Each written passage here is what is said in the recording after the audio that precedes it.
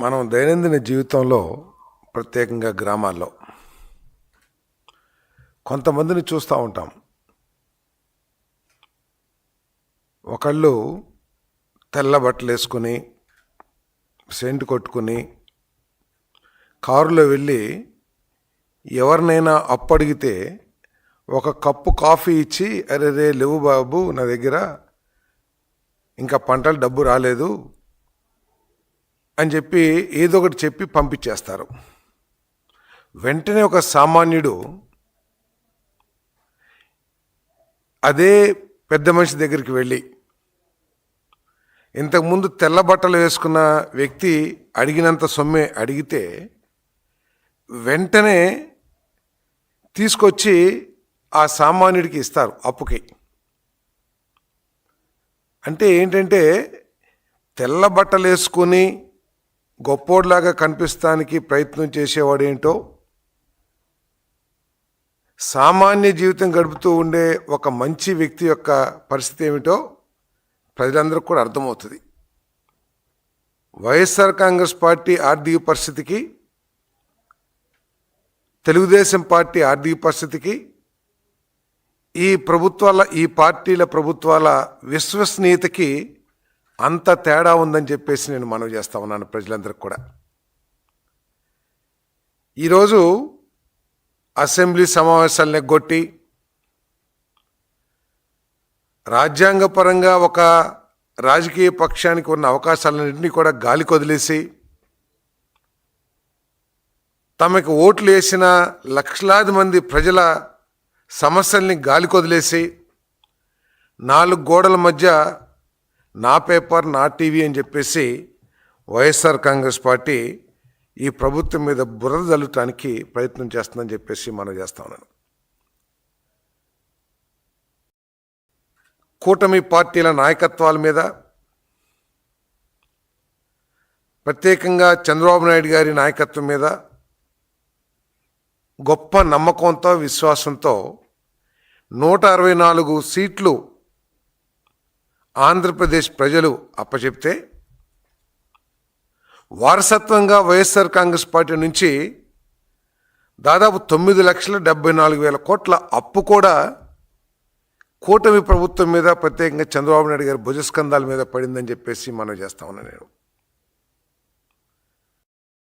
అటువంటి పరిస్థితుల నుంచి రాష్ట్రాన్ని గట్టెక్కించి కోల్పోయిన విశ్వసనీయతని తిరిగి సాధించడానికి ప్రయత్నం చేస్తూ ఉంటే,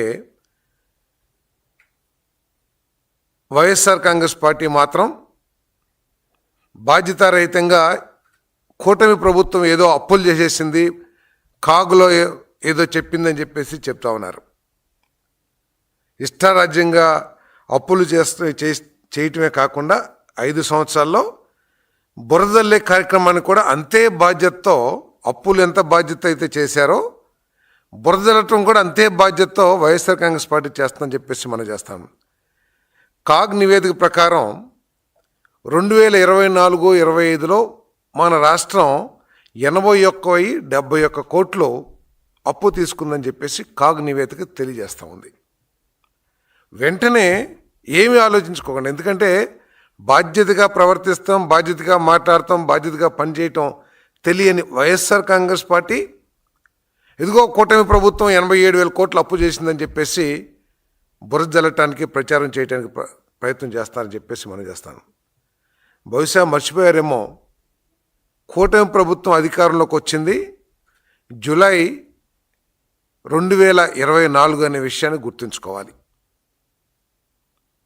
అంతకుముందు 3 నెలలు ఏప్రిల్, మే, జూన్ మాసాల్లో చేసిన అప్పులు కూడా కాగ్ రిపోర్ట్లో కలిపి చెప్పిన విషయాన్ని వారు గుర్తించాలని చెప్పేసి మనం చేస్తాను. 3 నెలల కాలంలో వారు చేసిన అప్పు 27,025 కోట్ల రూపాయలు.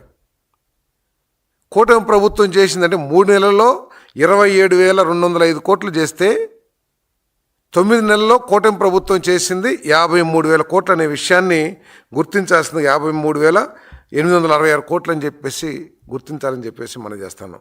అంటే 3 నెలల్లో 33%, మొత్తం అప్పుల్లో 33% 3 నెలల్లో చేస్తే 9 నెలల్లో కూటమి ప్రభుత్వం చేసింది 67% అని చెప్పేసి ఆలోచించాలని చెప్పేసి కూడా నేను మనవి చేస్తాను.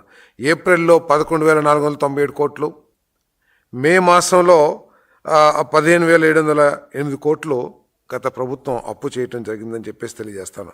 పోనీ ఈ అప్పులతో ఏమన్నా ఆస్తులు ఏమైనా సమకూర్చారంటే ఒక్క పైసా కూడా సమకూర్చలేదని చెప్పేసి మనం చేస్తాను. నేను ఒక పైసా విలువైన ఆస్తిని కూడా ఈ రాష్ట్రానికి అందించలేదు వైఎస్ఆర్ కాంగ్రెస్ ప్రభుత్వం.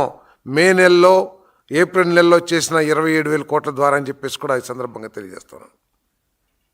అదే కూటమి ప్రభుత్వం 16,141 కోట్లు మూలధన వ్యయంపై, అంటే ప్రాజెక్టులకు కానీ, రోడ్లకు కానీ, లేకపోతే ఇంకా దేనికన్నా ఒక ఆస్తి, రాష్ట్రానికి ఆస్తి క్రియేట్ చేస్తానికి ఖర్చు పెట్టిందని చెప్పేసి కూడా నేను మనవి చేస్తామని. నేను తెలుగుదేశం ప్రభుత్వం అప్పులు తీసుకొచ్చినా కూడా దాన్ని ఏ విధంగా ఈ రాష్ట్ర అభివృద్ధికి ఖర్చు పెట్టాలి, భవిష్యత్తు తరాలకి ఎటువంటి ఆస్తుల్ని అప్పచెప్పాలి, లెగసీగా వారసత్వంగా కేవలం అప్పుల భారం పడేస్తాం కాకుండా భవిష్యత్తు తరాల మీద ఈ రాష్ట్రానికి ఆదాయాల్ని సమకూర్చే ఆస్తుల్ని సమకూర్చడం ఈ ప్రభుత్వం యొక్క, కూటమి ప్రభుత్వం యొక్క లక్ష్యం అని చెప్పేసి కూడా నేను ఈ సందర్భంగా నేను తెలియజేస్తామని. నేను మరి గత 5 సంవత్సరాల వైఎస్ఆర్ కాంగ్రెస్ పార్టీ పరిపాలనలో వారి బాధ్యతారహితమైన పరిపాలన కానివ్వండి, ఆర్థిక పరిపాలన కానివ్వండి, పూర్తిగా విశ్వసనీయత అడుగంటిపోయిందని చెప్పేసి మనం చేస్తాను. బ్యాంకులు నమ్మకం మానేసినాయి. అదేవిధంగా పెట్టుబడిదారులు అయితే అసలు ఈ రాష్ట్రం సైడ్ చూడటానికే భయపడిపోయారు. ఈ రాష్ట్రం నుంచి పెట్టుబడిదారులందరూ పారిపోయారు. ఆర్థిక వ్యవస్థలో స్టేక్ హోల్డర్స్ అయిన సరఫరాదారులు కానివ్వండి, కాంట్రాక్టర్లు కానివ్వండి, వాళ్ళందరూ కూడా రాష్ట్ర ప్రభుత్వం మీద విశ్వసనీయత కోల్పోయి మా డబ్బులు వచ్చినా రాకపోయినా పర్లేదు, ఫర్దర్గా మేము ₹1 సప్లై కానీ వర్క్లు కానీ చేయమని చెప్పేసి ప్రయత్నం చేశారు. అటువంటి పరిస్థితుల నుంచి అప్పులు తట్టని నెత్తి మీదకి ఎత్తుకున్న చంద్రబాబు నాయుడు గారు ప్రజలు ఎంతో విశ్వాసంతో ఇచ్చిన మ్యాండేట్ని బాధ్యతగా తీసుకుని ముందు ఈ రాష్ట్ర విశ్వసనీయతని పెంపొందించడానికి, రాష్ట్ర ఆర్థిక పరిస్థితిని గాడిని పెట్టడానికి ప్రయత్నం చేశారని చెప్పేసి నేను ఈ సందర్భంగా నేను తెలియజేస్తా ఉన్నాను. అందుకనే మొదటి ఏడాదిలోనే, ఫస్ట్ ఇయర్లోనే, కూటమి ప్రభుత్వం వచ్చిన ఫస్ట్ ఇయర్లోనే 20,000 కోట్ల రూపాయలని అప్పుల్ని ఎంప్లాయీస్కి కానివ్వండి, ఎందుకంటే ఎంప్లాయీస్ కూడా విశ్వసనీయత కోల్పోయారు రాష్ట్ర ప్రభుత్వం మీద వైఎస్ఆర్ ప్రభుత్వంలో. ఎందుకంటే వారి జీతాలు ఎప్పుడు వస్తాయో కూడా తెలియని పరిస్థితి ఉండింది.